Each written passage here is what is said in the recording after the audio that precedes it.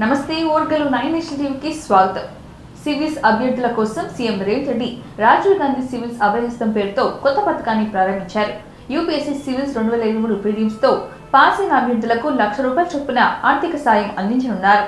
సింగరేణి ద్వారా ఈ ఆర్థిక సాయాన్ని అందించనున్నారు. యూపీఎస్సీ సివిల్స్ 2023 ప్రిలిమ్స్ ఉత్తీర్ణత సాధించిన అభ్యర్థులతో సమావేశమయ్యారు CM Revanth Reddy. UPSC civils 2023 prelims ఉత్తీర్ణత సాధించిన ప్రతి అభ్యర్థికి శుభాకాంక్షలు తెలిపారు. ఏళ్ల తరబడి ఉద్యోగాలు ప్రిపేర్ అవుతున్న ఇలాంటి వారి కోసం చేయుతగా అభ్యర్థులకు ₹1,00,000 ఆర్థిక సాయం స్కీమ్ ని ప్రారంభించని అన్నారు. అభ్యర్థులంతా ఫుల్ ఫోకస్ గా చదివి సివిల్స్ సాధించాలని తెలిపారు. అభ్యర్థుల సమస్యలను అర్థం చేసుకుని గ్రూప్ 2 వాయిదా వేశామని తెలిపారు సీఎం. నిరుద్యోగుల సమస్య నుంచి తెలంగాణ ఉద్యమం పుట్టిందని తెలిపారు. ఎంతో మంది పోరాటం చేస్తే తెలంగాణ వచ్చిందని, అమరుల పునాదుల మీదే రాష్ట్రం ఏర్పడిందని, గత సర్కార్ నిరుద్యోగులని ఆగం చేసిందని తెలిపారు సీఎం రేవంత్ రెడ్డి. గత ప్రభుత్వం నిర్లక్ష్యం కారణంగా ఉద్యోగాలు భర్తీ కాలేదని, 90 రోజుల్లో 30,000 ఉద్యోగాలు భర్తీ చేశామని తెలిపారు సీఎం.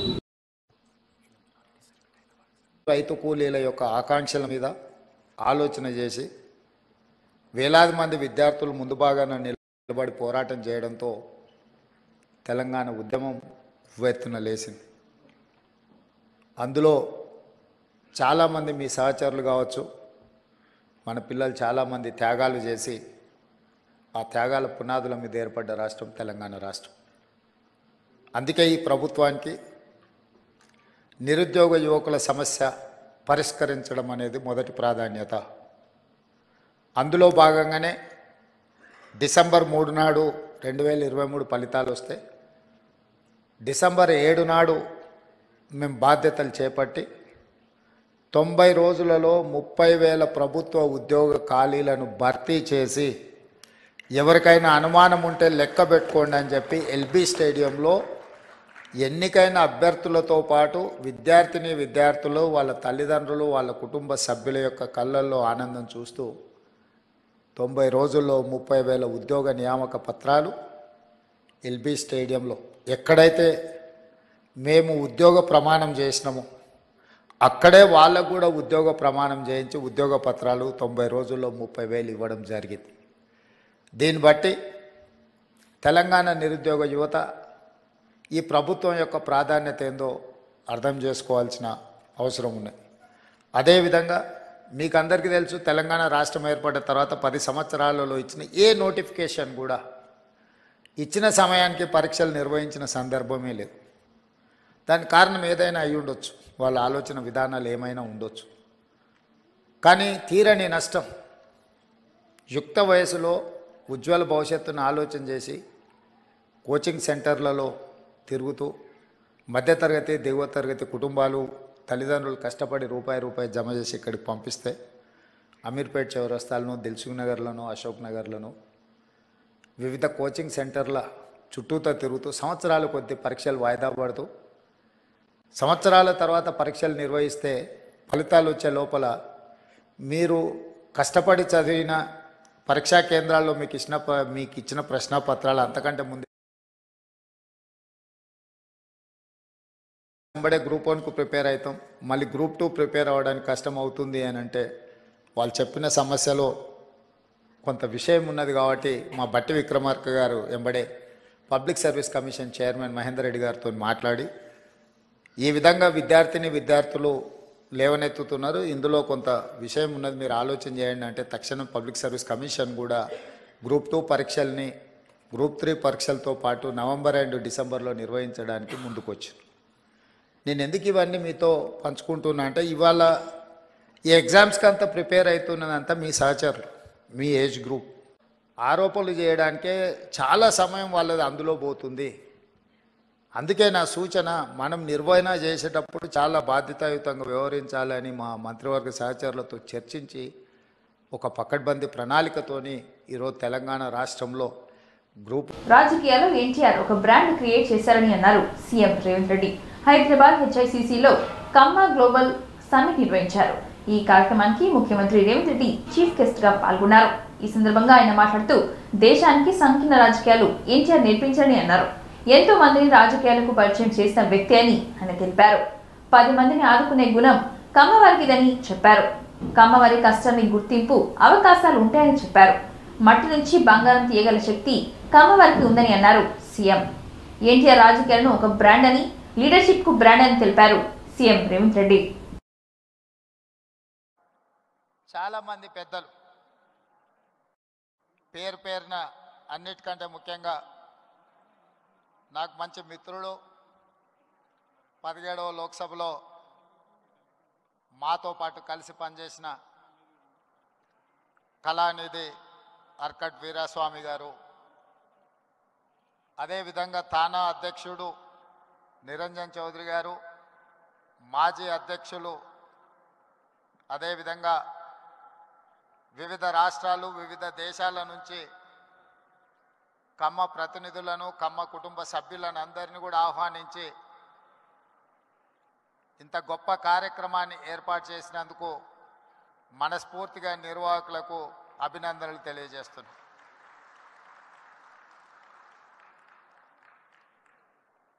వాస్తవంగా ఈ కార్యక్రమం ఆలోచన 2 సంవత్సరాల క్రితమే రూపుదాల్చింది. నేను మిత్రుడు కుసుమ్ కుమార్కి 2023 కంటే ముందే ఈ కార్యక్రమాన్ని ఏర్పాటు చేయాలి అని చెప్పిన అది కార్యరూపం దాల్చలేదు. ఎక్కడ చూసినా సారవంతమైన నేలలుండి మంచి పంటలు పండించగలిగిన, మంచి పంటలు పండుతాయన్న భూమి ఉన్న ప్రతి దగ్గర కమ్మ సోదరులు అక్కడ ఉంటారు. వాళ్ళ చదువు ఇవాళ జీవితంలో ఉన్నత స్థానాలకు రావడానికి ఉపయోగపడ్డదని నేను గట్టిగా అందరి ముందు చెప్పడానికి ఏమాత్రం జంకను. మనం వచ్చిన నేపథ్యం, మన రాణించిన తీరు, మనకు అవకాశం ఇచ్చిన వాళ్ళను తక్కువ చేసి మాట్లాడవలసిన అవసరం లేదు, చిన్న చేసి చూడప్పు కాదు. ఎన్టీఆర్ అందరికీ అవకాశం ఇచ్చిండు. అవకాశం వచ్చిన వాళ్ళు ఒక్కొక్కరు ఒక్కొక్క రకంగా ఉండొచ్చు, అది వాళ్ళ వాళ్ళ యొక్క విజ్ఞత. అదేవిధంగా ఎన్జీ రంగా, అదేవిధంగా వెంకయ్య నాయుడు, ఈనాడు చంద్రబాబు నాయుడు గారి గురించి నేను చెప్పాల్సిన అవసరం లేదు.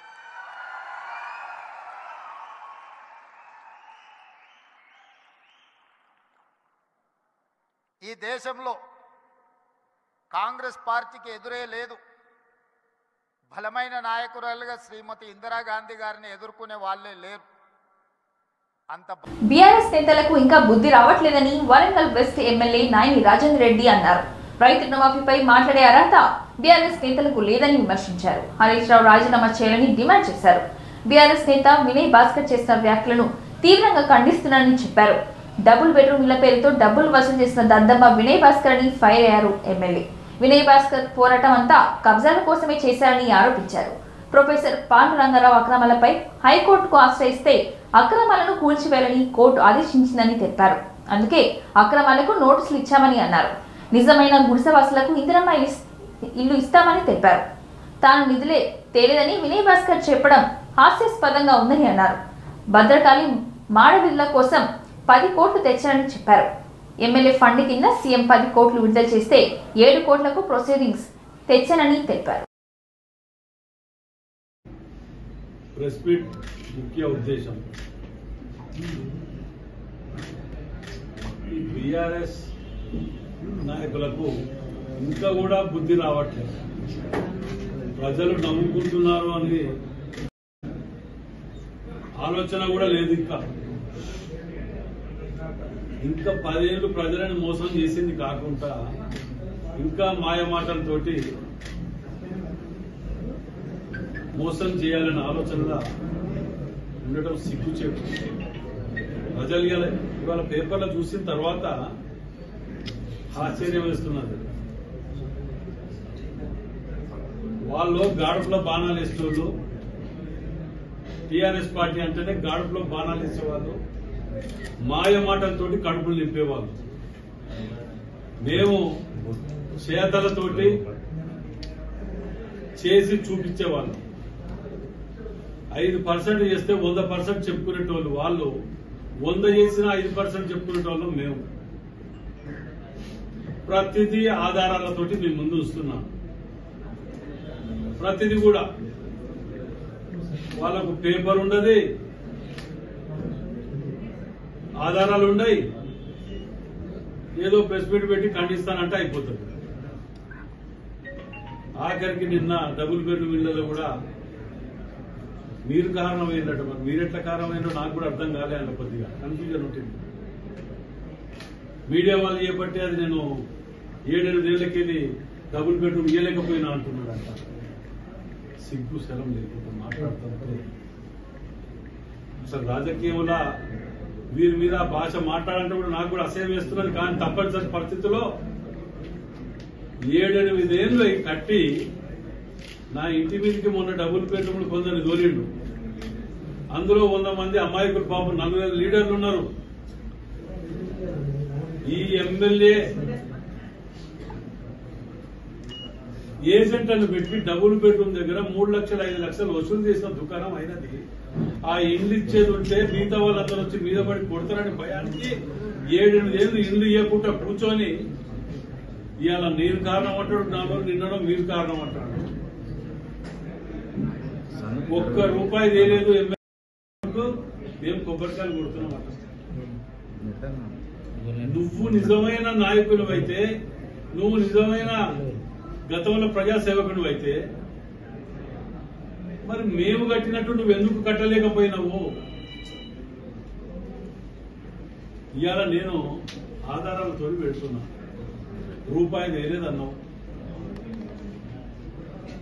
మాడ వీధులు జనవరి 11, 24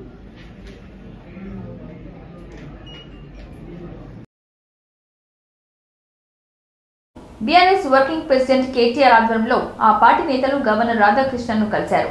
పార్టీ ఫిరాయింపులు, నిరుద్యోగులకు కాంగ్రెస్ ఇచ్చిన హామీలను నెరవేర్చని అంశంపై ఫిర్యాదు చేశారు. ఆ తర్వాత కేటీఆర్ మీడియాతో మాట్లాడుతూ తెలంగాణ రాష్ట్రంలో రాజ్యాంగంపై జరుగుతున్న దాడి, ఇతర అంశాలను గవర్నర్ దృష్టికి తీసుకెళ్లామని తెలిపారు. నిరుద్యోగ యువత, విద్యార్థులకు ఇచ్చిన హామీలను కాంగ్రెస్ ప్రభుత్వం ఎలా తుంగలో తొక్కుతుందో ఆయనకు వివరించామని తెలిపారు. హామీలు అమలు చేయనున్న విద్యార్థులు అరెస్టులు, అక్రమాల కేసులతో భయానక వాతావరణం సృష్టిస్తున్నారని తెలిపారు. గవర్నర్ చాలా సీరియస్ గా ఈ అంశంపై స్పందించారని, హోంశాఖ కార్యదర్శిని పిలిచి వివరాలు అడుగుతానని చెప్పారని అన్నారు. సీనియర్ నాయకుల బృందం ఈరోజు గవర్నర్ గారిని కలవడం జరిగింది. ఇందులో అందుబాటులో ఉన్న వాళ్ళందరం కూడా పాల్గొన్నాము. మాజీ మంత్రులు, ఎమ్మెల్యేలు, ఎమ్మెల్సీలు. ప్రధానంగా రెండు ముఖ్యమైన అంశాలు గవర్నర్ గారి దృష్టికి తీసుకొచ్చినాం. అందులో మొదటిది, రాష్ట్రంలోని నిరుద్యోగ యువత, రాష్ట్రంలోని విద్యార్థులకు కాంగ్రెస్ పార్టీ, ప్రస్తుత ముఖ్యమంత్రి రేవంత్ రెడ్డి గారు కానీ, అదేవిధంగా ఈరోజు పార్లమెంట్లో ప్రతిపక్ష నాయకుడు రాహుల్ గాంధీ గారు కానీ ఆనాడు ప్రతిపక్షంలో ఉన్నప్పుడు హామీలు ఇచ్చినారు. ఏ రకంగా వాటిని వాళ్ళ తుంగలో దొక్కుతూ అప్రజాస్వామికంగా విద్యార్థుల మీద దాడులు, నిర్బంధాలు, కేసులు, న్యాయం అడిగిన విద్యార్థుల మీద లాఠీలు విరగొడుతూ ఒక భయానకమైన వాతావరణం. తెలంగాణ ఉద్యమ సమయంలో ఎట్లా అయితే యూనివర్సిటీలలో, కాలేజీ క్యాంపస్లలో, హైదరాబాద్లో ఒక భయానకమైన వాతావరణం ఆనాడు విద్యార్థుల మీద దాడుల్లో చూసినామో, అదే రకమైన వాతావరణం మళ్ళీ తిరిగి ఈరోజు పునరావృతం అవుతుందని చెప్పి గవర్నర్ గారి దృష్టికి తీసుకొని రావడం జరిగింది. ముఖ్యంగా గవర్నర్ గారికి చెప్పింది ఏమంటే, మొదటి సంవత్సరంలోనే, ప్రభుత్వం ఏర్పడ్డ మొదటి సంవత్సరంలోనే 2 లక్షల ఉద్యోగాలు ఇస్తామన్న రాహుల్ గాంధీ గారి మాట, జాబ్ క్యాలెండర్ అని చెప్పి పత్రికల్లో పుంకాలుగా ఫ్రంట్ పేజీల్లో ఇచ్చిన అడ్వర్టైజ్మెంట్లు, ఇవన్నీ కూడా వారి దృష్టికి తీసుకొచ్చినాం. గ్రూప్ 1, గ్రూప్ 2, గ్రూప్ 3 ఈ 3 నోటిఫికేషన్లు కూడా గతంలో కేసీఆర్ గారు ముఖ్యమంత్రిగా ఉన్ననాడు ఇచ్చిన వాటిని తిరిగి రద్దు చేసి కొత్త వాటిని ఇస్తాం, పోస్టుల సంఖ్య పెంచుతామని చెప్పి కాంగ్రెస్ పార్టీ ఇచ్చిన మాటను గుర్తు చేసినాం. దాంతోపాటు జాబ్ క్యాలెండర్ ఇంతవరకు నిలబెట్టుకోలేదు, ఒక్క నోటిఫికేషన్ కూడా ఇవ్వలేదు అనే మాట కూడా గవర్నర్ గారి దృష్టికి తీసుకొచ్చినాం. దాంతోపాటు మెగా డిఎస్సి అన్నారు, అది కూడా చేయలేదు. నిరుద్యోగులకు నిరుద్యోగ భృతి ఇస్తాం, 4000 ఉద్యోగం దొరికే వరకు అన్నారు, అది కూడా చేయలేదనే మాట కూడా గవర్నర్ గారి దృష్టికి తీసుకొచ్చినాం. అన్నిటికీ మించి సిటీ సెంట్రల్ లైబ్రరీలో ఉన్న చదువుకుంటున్న విద్యార్థులను బయటికి ఇచ్చుకొని రావడం, ఉస్మానియా యూనివర్సిటీ హాస్టల్లో ఉన్న విద్యార్థులను ఇవాళ వారి మీద దాడులు చేసి మరి పోలీసులు అప్రజాస్వామికంగా వ్యవహరించడం, ఇవన్నీ కూడా గవర్నర్ గారి దృష్టికి చాలా వివరంగా మేమందరం కూడా వివరించి చెప్పడం జరిగింది. గవర్నర్ గారు చాలా గట్టిగా స్పందించినారు. హోమ్ సెక్రటరీని నేను పిలుచుకుంటాను, తప్పకుండా అన్ని వివరాలు అడుగుతాను. విద్యార్థుల మీద ఈ రకంగా జరగడం మంచిది కాదు అని కూడా వారు అన్నారు. ఇవాళ విద్యార్థులు నిరాహార దీక్షలు చేస్తున్నారు, కొంతమంది ధర్నాలు చేస్తున్నారు, చివరికి కొంతమంది ఢిల్లీ దాకా పోయి అక్కడ కూడా గొడవ చేస్తున్నారు సార్ అని చెప్పి వారికి అన్ని కూడా వివరంగా చెప్పడం జరిగింది. తప్పకుండా నేను స్పందిస్తాను, గవర్నమెంట్కు ఈ విషయంలో తప్పకుండా అడుగుతాను అని చెప్పి కూడా గవర్నర్ గారు చెప్పడం జరిగింది. నిరుద్యోగ వృత్తి ఇస్తామని కాంగ్రెస్ మోసం చేసిందని కేంద్ర మంత్రి కిషన్ రెడ్డి విమర్శించారు. హైదరాబాద్ లోని ధర్నా చౌక్ లో బీజేపీ యువ మోర్చా ఆధ్వర్యంలో నిర్వహించిన నిరుద్యోగ మహాధర్నాలో ఆయన పాల్గొని మాట్లాడారు. రేవంత్ రెడ్డి జాబ్ క్యాలెండర్ విషయమే మర్చిపోయారని ఎద్దువ చేశారు. ఇచ్చిన హామీలను విమర్శించుకున్నారని అన్నారు. కాంగ్రెస్ ప్రజా వ్యతిరేకతను కుల్లగొట్టుతుందని ఈ పార్టీకి ప్రజలందరూ స్వస్తి చెప్తున్నారని అన్నారు. కాంగ్రెస్ నాయకులు ఎవరు దొరికినంత వారు దోచుకుంటున్నారని, రాష్ట్రంలో విస్తారంగా అవినీతి సాగుతుందని అన్నారు. అధికారాన్ని దుర్వినియోగం చేయడంలో మాత్రమే రాష్ట్రంలో మార్పు వచ్చిందని తెలిపారు కిషన్ రెడ్డి. హామీలను 100 రోజుల్లో ఎందుకు పూర్తి చేయలేదో చెప్పాలని ఆయన డిమాండ్ చేశారు. గతంలో ప్రజల తీర్పును కాలరాసిన కేసీఆర్ కాంగ్రెస్ ఎమ్మెల్యేలను బీఆర్ఎస్ లో చేర్చుకున్నారని అన్నారు.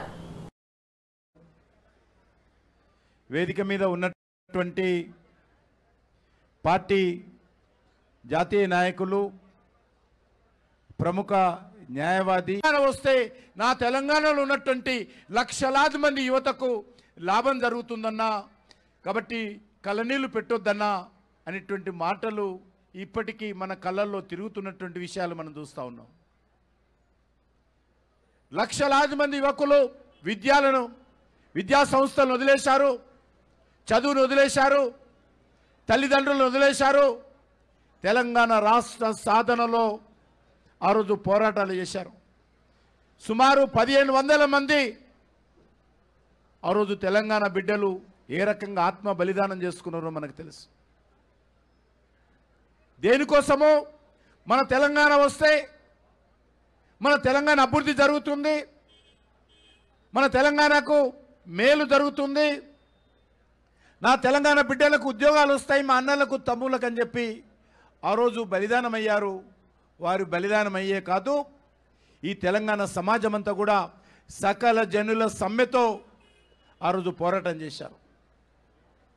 చివరకు గల్లీ నుంచి ఢిల్లీ వరకు భారతీయ జనతా పార్టీ కూడా నిరంతరమైనటువంటి పోరాటం చేసి తెలంగాణ సాధనలో కీలక పాత్ర పోషించింది.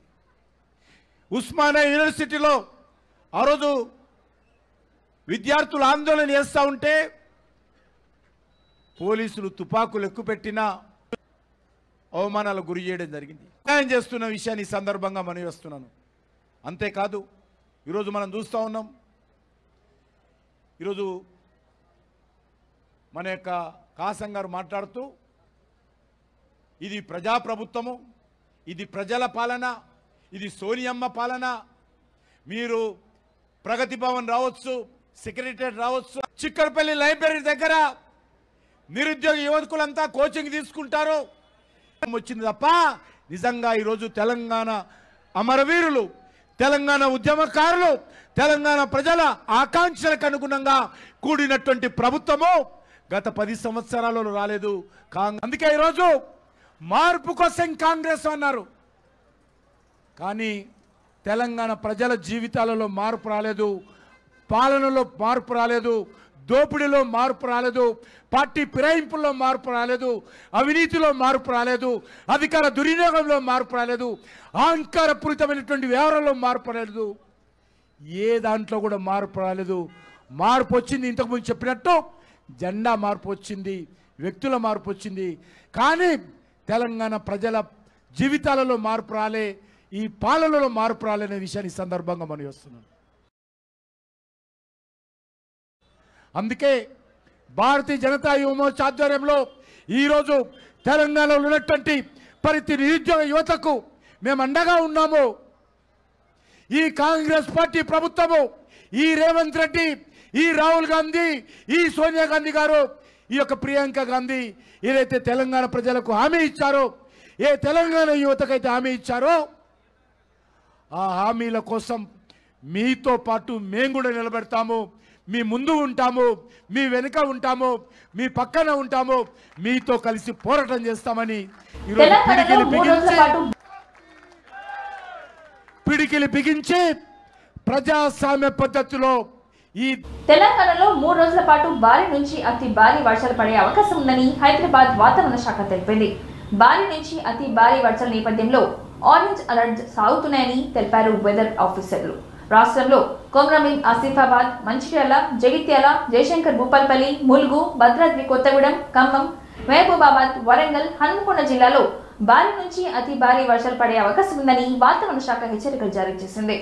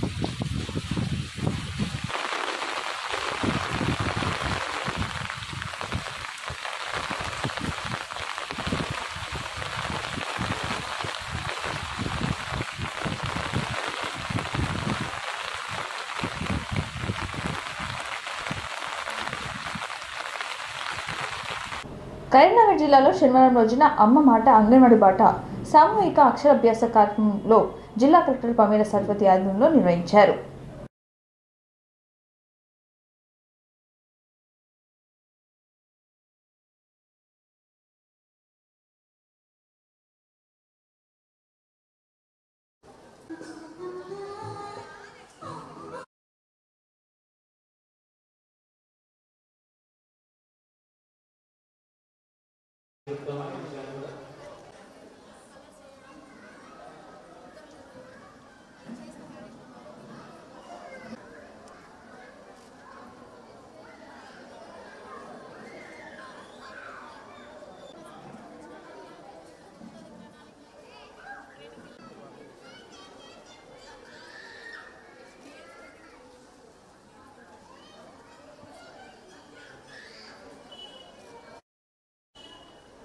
న్యూట్రిషన్ ఫుడ్ పిల్లలకి ప్లస్ తల్లులకి ఏ విధమైన సర్వీసెస్ ఇస్తున్నాము, ఎగ్స్, వాటన్నిటిని కూడా కలెక్టర్ మేడం గారికి వివరిస్తూ ఉన్నారు.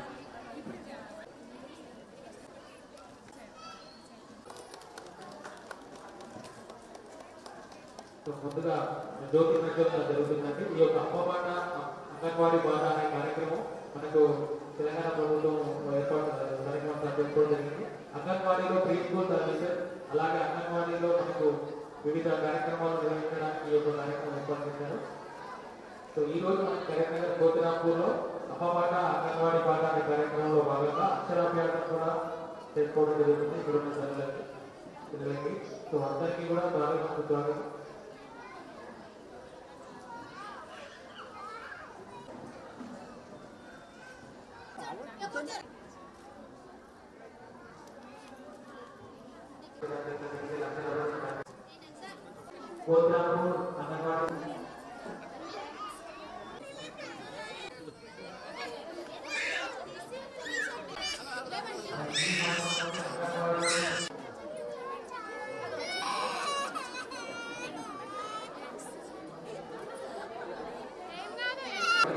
వరంగల్ శ్రీ భద్రకాళి దేవస్థానంలో శాకాంబరి నవరాత్రి మహోత్సవాలు 15వ రోజుకు చేరుకున్నాయి. ఉదయం 5 గంటలకు నిత్యానికం దేవతా యోజనంలో భాగంగా అమ్మవారి ఉత్సవ ముహూర్తాల్లో పిచ్చిక శక్తి ముద్రగాను షోడశ్రీ క్రమాన్ని అనుసరించి జ్ఞానశక్తిని అలంకరించి పూజలు జరిపారు. ఈరోజు శ్రీ లక్ష్మీ వెంకటేశ్వర సేవా సమితి మహబూబాబాద్ వారి ఆధ్వర్యంలో దేవాలయ కార్యనిర్వాహక అధికారి శ్రీమతి శేషభారతి, ప్రధాన అర్చకులు శ్రీ భద్రకాళి శేషు మరియు 3000 మంది సేవా సమితి సభ్యులతో వరంగల్ పోచా మైదానం నుంచి శ్రీ భద్రకాళి దేవస్థానం వరకు భారీ ర్యాలీ నిర్వహించి అమ్మవారికి కూరగాయలు సమర్పించుకున్నారు.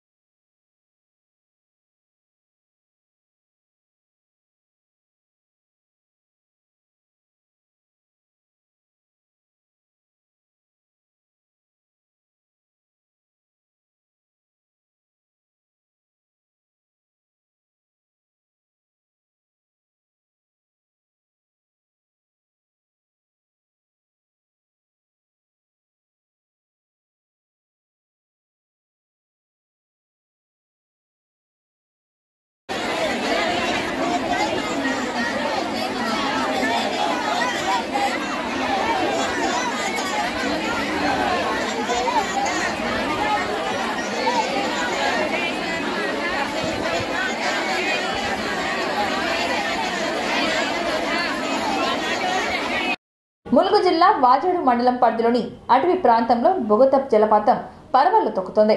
ఎగువన కురుస్తున్న వర్షాలతో జలపాతానికి నీరు ఉధృతంగా చేరుకుంటుంది. దీంతో నిన్న మొన్నటి దాకా నీరు లేక కలతప్పిన ఈ జలపాతం ఇప్పుడు కొత్త అందలను సంతరించుకుంది. జల సవ్వలుడు పర్యాటకులను ఆకర్షిస్తున్నాయి. ప్రకృతి అందాలను వీక్షించేందుకు పర్యాటకులు తరలి వస్తున్నారు. ఈ జలపాతం వద్ద ములుగు జిల్లా మా ప్రతినిధి శ్రీనివాస్ అందిస్తారు.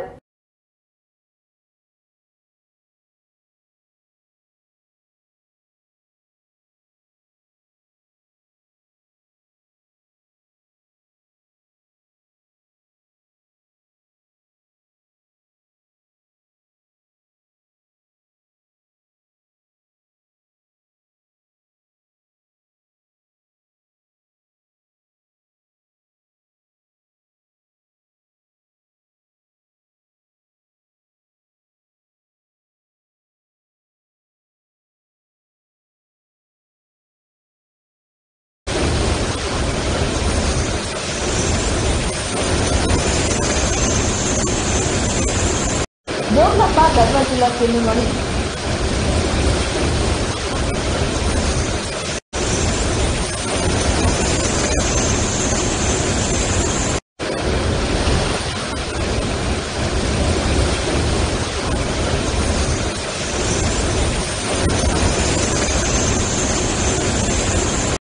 కేఎల్ఐ అతిథి గృహంలో ఏర్పాటు చేసిన అదనపు senior civil judge cum assistant session judge court కార్యాలయ భవనాన్ని తెలంగాణ రాష్ట్ర హైకోర్టు జడ్జి గద్వాల జిల్లా అడ్మినిస్ట్రేటివ్ న్యాయమూర్తి జువ్వాడ శ్రీదేవి, జిల్లా ప్రధాన న్యాయమూర్తి కె కుషా, జిల్లా కలెక్టర్ బిఎం సంతోష్తో కలిసి ప్రారంభించారు. అంతకుముందు ప్రారంభోత్సవానికి విచ్చేసిన రాష్ట్ర హైకోర్టు న్యాయమూర్తి జువ్వాడి శ్రీదేవికి జిల్లా కలెక్టర్ సంతోష్ అక్షయ గ్రాండ్ హోటల్ వద్ద వారికి సాధారణంగా ఆహ్వానం పలికారు. ఈ కార్యక్రమంలో సీనియర్ సివిల్ జడ్జ్ గంటా కవిత, ప్రిన్సిపల్ జూనియర్ సివిల్ జడ్జ్ పూజిత, అలంపూర్ జూనియర్ సివిల్ జడ్జ్ కవిత తదితరులు పాల్గొన్నారు.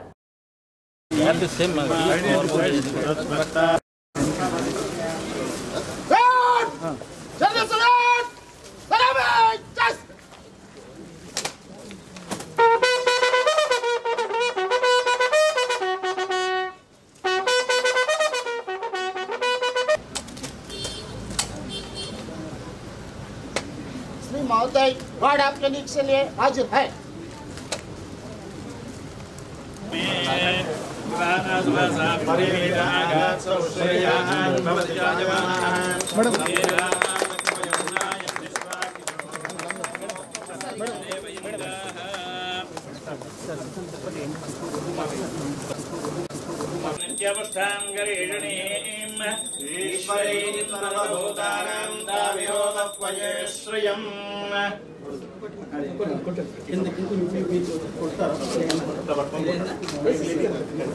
అది పట్టుకోండి మేడం.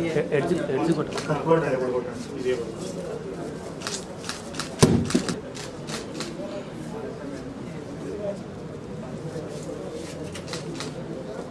సీజర్ తీసుకుని కట్ చేయండి.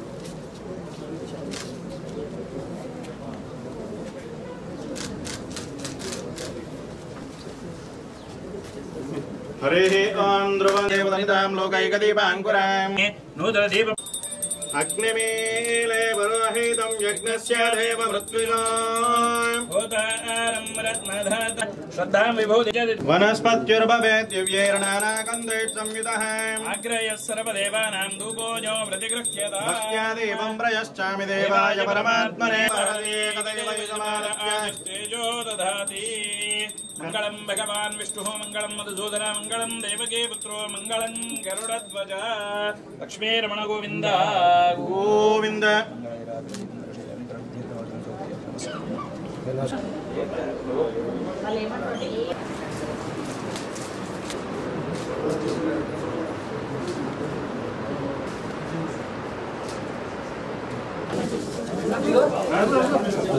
ఇంతటితో ఈ వార్తలు సమాప్తం. మరిన్ని వార్తలతో మళ్ళీ కలుద్దాం. చూస్తూనే ఉండండి ఓర్గల్ 9 నేషనల్ టీవీ.